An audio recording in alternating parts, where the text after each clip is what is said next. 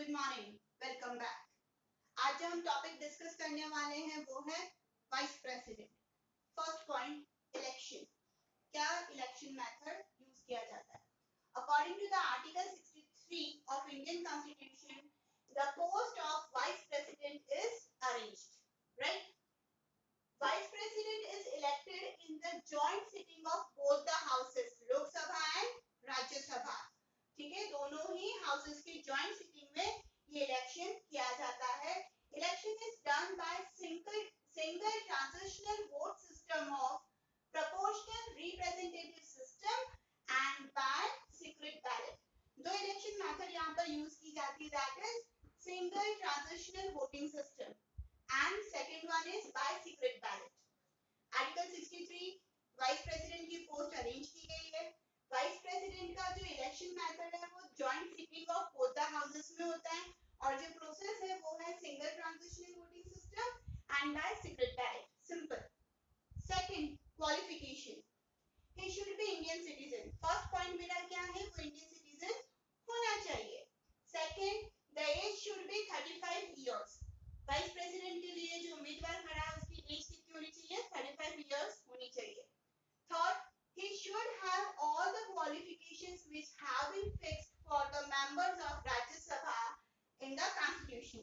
राज्य सभा के जितने भी मेंबर्स हैं उनकी जो क्वालिफिकेशन फिक्स की गई है, मतलब वो बैंकरप्ट नहीं होने चाहिए, मैन डिक्लेयर नहीं होने चाहिए, है ना, उनका कोई भी पोस्ट ऑफ प्रॉफिट नहीं होना चाहिए, तो वो सारे जो क्वालिफाइड रूल्स है वो यहाँ पर भी लागू होते हैं वाइस प्रेसिडेंट के लिए। Third, deposition and dismissal.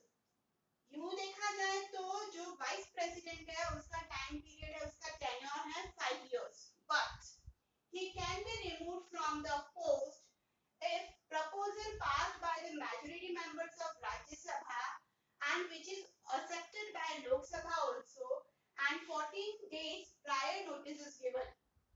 अगर impeachment इसको हम बोल सकते हैं, dismissal मतलब पोस्ट से निकालना।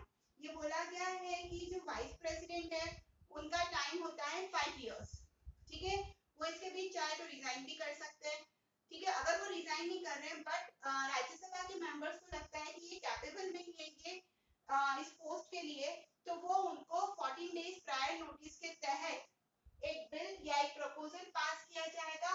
अगर मेजॉरिटी मेंबर्स ऑफ राज्यसभा उसको पास कर देते हैं और वो बिल लोकसभा से भी एक्सेप्ट कर लिया जाता है, तो यहाँ पर वाइस प्रेसिडेंट को अपनी पोस्ट छोड़नी पड़ेगी। पावर्स, वाइस प्रेसिडेंट की powers. First, x official chairman of Rajya Sabha.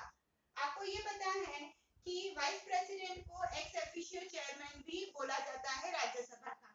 इसका मतलब वो राज्यसभा का मेंबर तो नहीं है।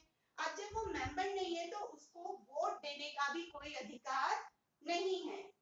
But if there is an equal vote in favor of any subject, किसी भी सब्जेक्ट के ऊपर जब वोटिंग चल रही है और वो इक्वल आ जाती है, तब यहाँ पर वाइस प्रेसिडेंट को पूरा राइट है कि वो अपना वोट दे सकता है किसी भी एक पक्ष को, ठीक है, जिससे डिसीजन लेने में सुविधा हो जाती है। Second power, in the absence of the president he can take charge of his post. अगर प्रेसिडेंट अवेलेबल नहीं है तो ऐसे में वाइस प्रेसिडेंट उनकी पोस्ट का चार्ज ले लेगा। अब 4 केसेस में प्रेसिडेंट नहीं होते। पहला सिचुएशन, इफ प्रेसिडेंट डाई, अगर प्रेसिडेंट की मृत्यु हो गई है तो चार्ज किसके पास जाएगा? Vice president. Second, on the resignation of president, अगर किसी कारणवश प्रेसिडेंट खुद रिजाइन कर देते हैं तो भी एक बार के लिए उनका चार्ज किसके पास जाएगा? Vice president. Impeachment of the president, अगर इलेक्टेड मेंबर्स ने इम्पीचमेंट कर दिया, निकालने वाला प्रोसेस कर दिया प्रेसिडेंट को, तो भी चार्ज कहां जाएगा? वाइस प्रेसिडेंट के पास। Last, president is to be unavailable for other reasons, किसी कारणों की वजह से अगर प्रेसिडेंट अवेलेबल नहीं है, लाइक डिजीजेस और फॉरेन ट्रैवल, अगर वो फॉरेन ट्रैवल पे हैं या फिर वो बीमार हैं